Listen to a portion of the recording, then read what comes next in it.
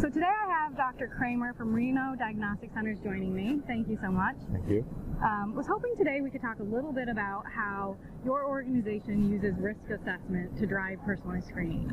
Sure. So we really have risk assessment comes in two categories for us. So first is density, and we use Volpara to give us an accurate, reproducible density. And then we're able to stratify people into categories of A and B density and C and D. And the C and D densities then go on to additional screening with automated breast ultrasound. Okay.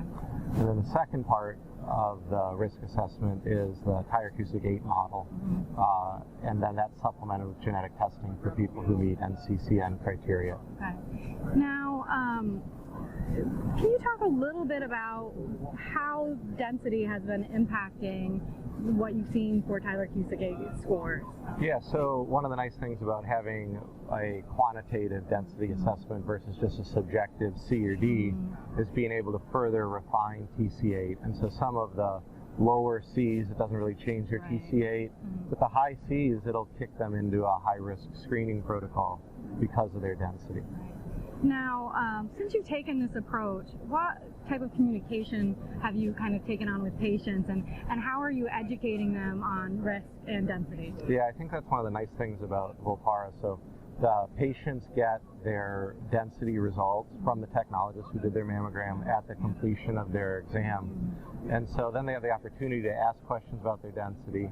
The computer gave them a number. It's not just something they get in the mail later, but they get it right then, get a chance to understand it. And then we feel better in terms of it being reproducible because you don't have someone who's bouncing between a B and a C one year, and it undermines your credibility when things are different every year. And there has to be a little bit, I'd imagine, as these women then go back to their friends and family, there's a little bit of some education that continues to happen just in the population. Yeah, I mean, sometimes it can be overwhelming. Like you came in and you got your density from Volpara, you got a TC8, and then maybe you even qualified for genetic testing. So we have a patient handout that is filled out. Patients have opportunity to ask some questions, but also go home and read through again, has some more information about dense breast tissue, has some more information about automated breast ultrasound as an adjunctive screening modality. Yeah, that seems like a great tool. Now, how have you approached the referring providers and brought them along on your new risk-driven strategy? They benefit from that same patient education and handout that the patients do, because some of them, you know, there's providers with varying levels of expertise and comfort level with density, with adjunctive screening. Some of their literature does say that subjectively the RADs aren't as good and reproducible, and so Volpara has been nice for us to be able to say, this is the answer, and get rid of some of that inter and intra-observer variability. Right.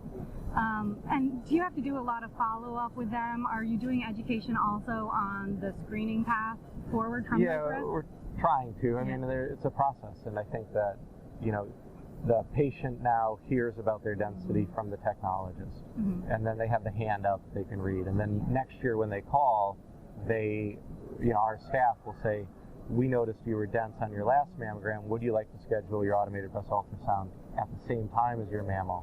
Which improves compliance, improves patient convenience, and it's not a surprise, oh, you're dense, why don't you come back in a week? Right. I think what's unique about what I've heard about your approach too is just the personalized nature. I bet you've been able to kind of support those higher risk women more effectively.